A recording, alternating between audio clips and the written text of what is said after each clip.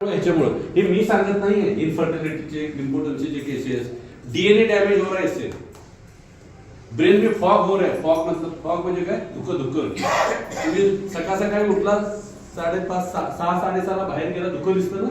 डोक्यामध्ये काय दिसतं का समोरचं, ब्रेनला काय समजणं झालंय काय करावं. लोक बधिर व्हायला लागले, फॉग बन रहे. किसके वजह से?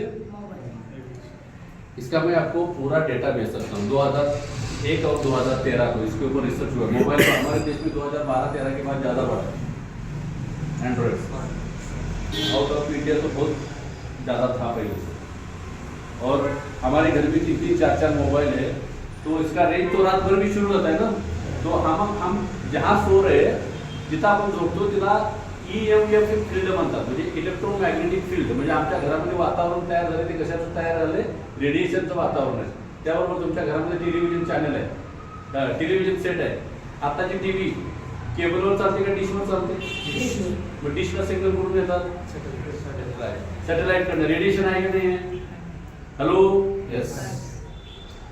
पाखरं गायब झाली सर, आम्ही तुम्ही काय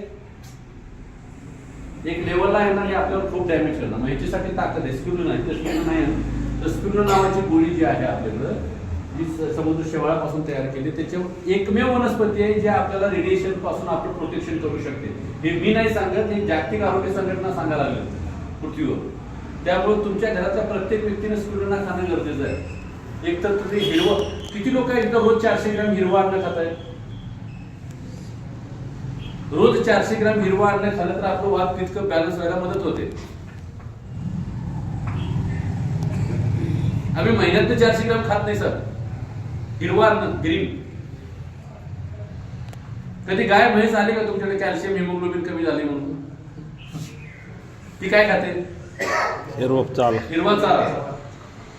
आमचंच काय कमी व्हायला लागलं?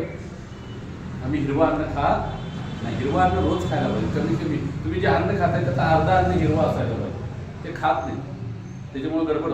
सो ती हिरवं अन्न आहे, म्हणजे स्पिरुलिना मधलं क्लोरोफिल, हिरवा कलर आहे ना, शेवटपर्यंत नाहीसा होत नाही. उन्हात तापवलं तरी सुद्धा तो पिवळा पडत नाही, काळा पडत नाही. ओके. आणि ऑक्सिजनचं प्रमाण आहे.